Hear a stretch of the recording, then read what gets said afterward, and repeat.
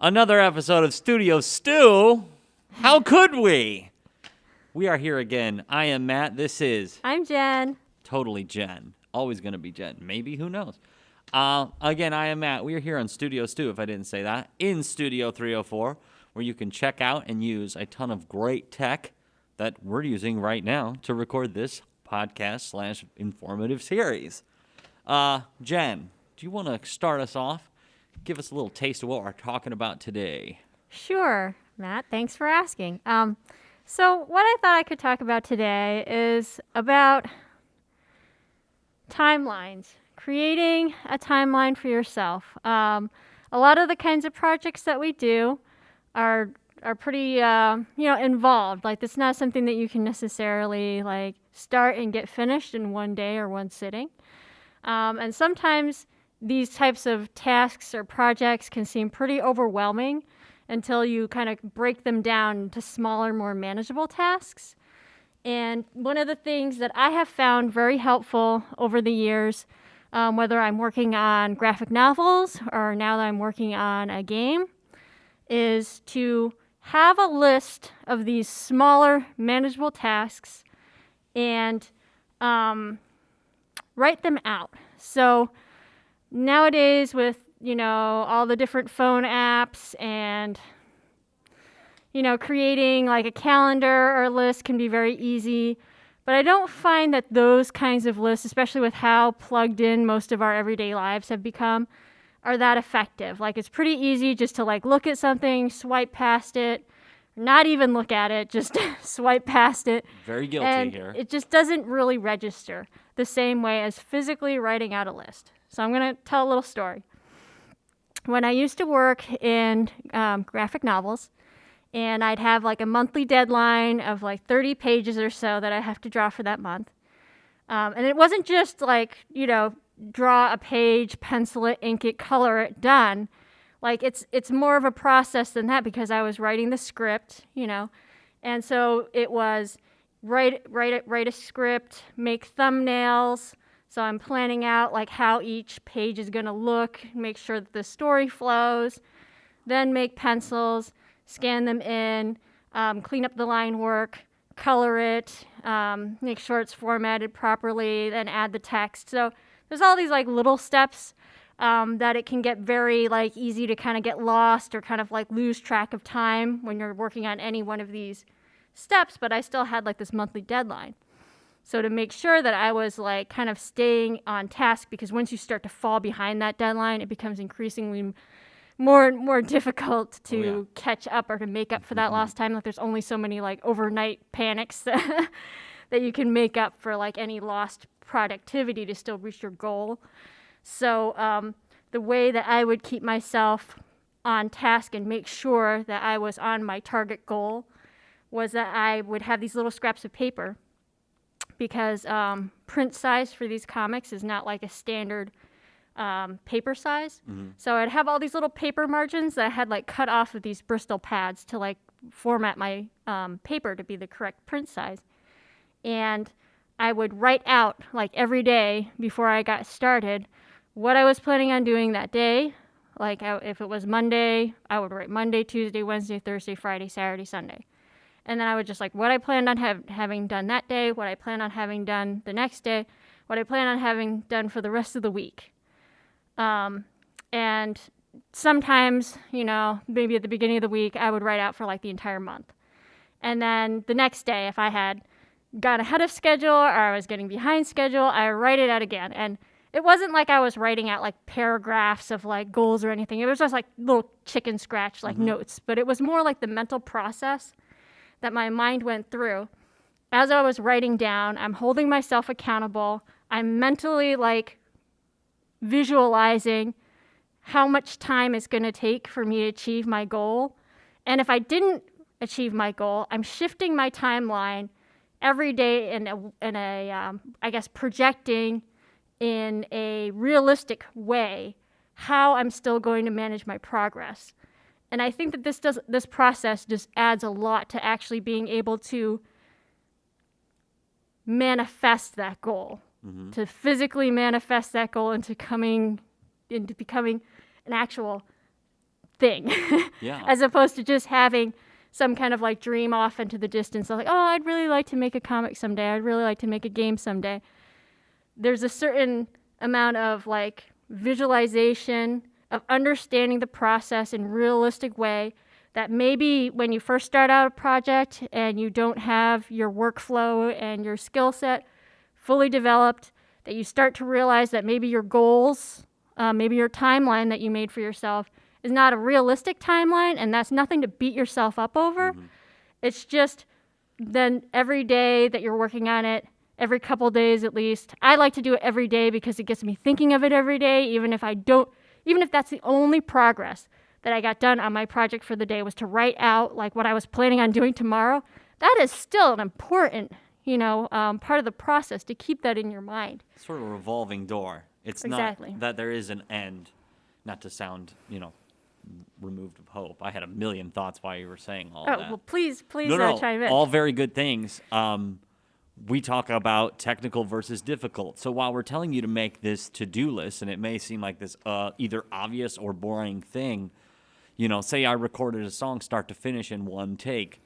If I broke that down, the goal is to finish a song, right? Or to send it off to have something done to it, whatever that is, but it's almost like you could work backwards. I think we've maybe even covered that, where this is the goal. What are those steps to make that goal? And then I think, ironically, you could break those into sub things. So trimming the paper, was one of the micro steps that got you there to be drawing, which I think is great. You did touch on, having a physical list and writing those things out, which I find to be super, super helpful. In my phone I said it earlier, was the abyss. There's lyrics and rough ideas and things, but if I was to use it as a main source, it's game over. And we've even talked about, which we'll talk about, I guess, here is, using your station for what it's for. If you mix gaming and your gaming with a little bit of, making the game, there's potential to get that confused. Not that we promote anyone having two computers, right? We're not gearheads over here. I am a self-proclaimed gearhead here. But I guess my parallel, there's an arrangement track in GarageBand and Logic, and I think many other programs, I'm sure, where intro, verse, chorus, and they're just headers, and they're just things. But that workflow alone can keep your project in line. My personal example is kind of a negative one. Is I literally assumed that I knew my song so well that I missed an entire, I think, 8 bars, which had a whole musical line that could not go in the song anymore. If I wanted to keep the 90% that I had done to get that back in there, it was not a copy and pastable. It was not a just move and drag situation. I had gotten the cart before the horse. I put automation in. I put effects in. I made it sound good way too early in the game because I got excited. So by not following a timeline, I literally had to rewrite the song. Is the song still okay? It happened. But right now, thinking about it, like, oh my goodness, if I would have had that arrangement track and paid attention to it and used it, man, oh man, I would have saved myself in the long run. And not to just rant about my version of what you said, but I said revolving door. If the list doesn't get done, it's not a fail. That's a big one to do. You just roll it in and you keep on trucking. Yeah. So I think those are kind of the gist of my thoughts. And I was also going to say, maybe think of it like a tree almost, where this is, make a game is the goal.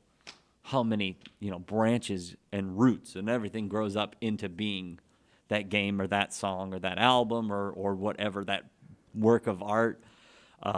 There's just so many steps. I'm a big proponent of writing them out, though, and having a tangible list. We had talked about, if you don't want to lose your keys, when you set them down, you say, my keys are next to the Scarlet. Keys are by the Scarlet. So when you go, where are my keys? They're by the Scarlet. I feel like a physical list, much like saying it out loud, you had mentioned, and you could say it again on your own accord, is once you've written it down, you almost have a better mental memory of it because you've actually done it versus type it or talk to text it. And it's just there. Do you agree with that? I agree. I'm the type of person that I write out my grocery list every week more to just tell myself what to buy, and then I could never look at that list again. Mm-hmm. So if I had like a list on my phone, I would have to keep looking at that while I'm going through the grocery store because none of that really would stick. But if I physically write out like what I'm planning on buying, I never really have to look at that list again. I can just go into the grocery store and like, no, this is what I need from aisle 1, aisle 2, aisle 3, because my brain actually took the time to process everything that I wanted to buy on the list, that it's just more ingrained in my memory than if I was just looking at a printed out list. Mm-hmm. So I would just write these things down on like the worst pieces of scrap, like some, torn up little piece of like envelope that's got like coffee spilt on it. I will write my grocery list on that and like never look at it again, because just the act of physically writing it out is what gets my brain, warmed up to do the act of like buying the food. So I would actually advocate, it doesn't have to be like a technical project. It could be whatever your life goals are, whether it's to be like exercise every day to get a little bit more healthy, or, paint a room, or like mow the grass, or whatever it is that you have been putting off doing. If you start writing out these things that you want to do like every day, either you're going to get so sick of yourself from like putting it off constantly, mm-hmm. that you're probably either going to give up writing it every day, or you will eventually get these things done. And so I would challenge everybody who has any kind of goal at all to write out that goal every day, to physically write it out. And at least for me, it works. And people who I've suggested it to, who have told me that they want to do a certain thing, I have never seen them actually write it out and consistently stick to writing it out. And like, so I haven't seen like the failure rate of like people who actually write it out and then don't get it done. Mm-hmm. Because it's like either you write it out every day and you get it done, or you just don't write it out and don't get it done. Like that's been my experience. Yeah. Yeah, you're holding yourself accountable in some way. There's a semi-famous, used to be famous, workout plan, P90X, and one of the things that came with it was physical sheets. You could print out more, of course, but ironically, in the heat of everything, while you're doing an insane amount of jumping jacks, you get your phone out and write your reps down. No. I mean, it's a pencil, it's a paper, and, you physically do that. I have not completed it, but there is another famous book. It's The Artist's Way. I feel like artists really hate or love it. I think its tenets, like everything, you can learn a little bit from everything. We always talk about, online classes and learning things and fundamentals and yada yada. We keep beating these in, but like if you take one thing away from it that helps you go forward, I think that's great. And I can't tell you how many things, no matter how you feel about it or not, journaling. Whatever you think journaling is, if you think it's too far out there or not for you, I think it's the act of writing it down. You're making it real. It's outside your head. It's outside of a digital thing.